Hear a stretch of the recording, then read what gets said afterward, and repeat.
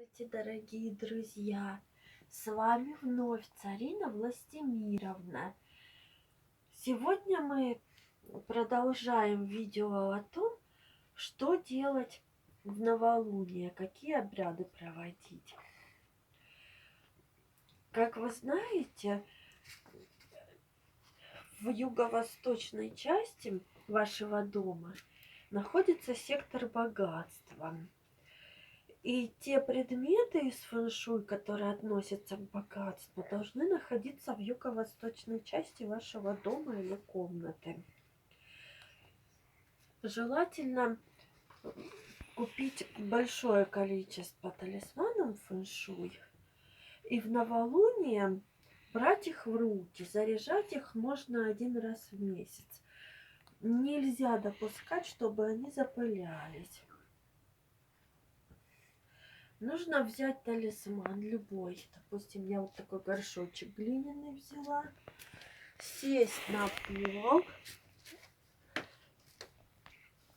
Закрыть глаза и произнести 3 раза. Мой дом полная чаша. Каждый день приносит мне новые достижения, успех и достаток. Я открыта удаче и богатству. Успех сопутствует мне во всем. Я благодарю за все блага, что имею, и те, что у меня будут. Принимаю их с радостью и низким поклоном. Мой дом полная чаша.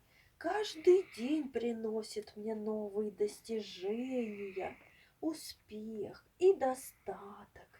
Я открыта удачей и богатством. Успех сопутствует мне во всем. Я благодарю за все блага, что имею, и те, что у меня будут. Принимаю их с радостью и низким поклоном. 3 раз. Мой дом полная чаша.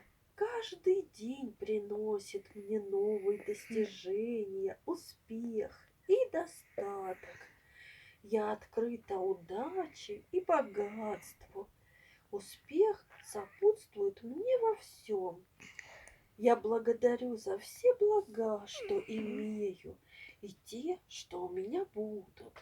Принимаю их с радостью и низким поклоном.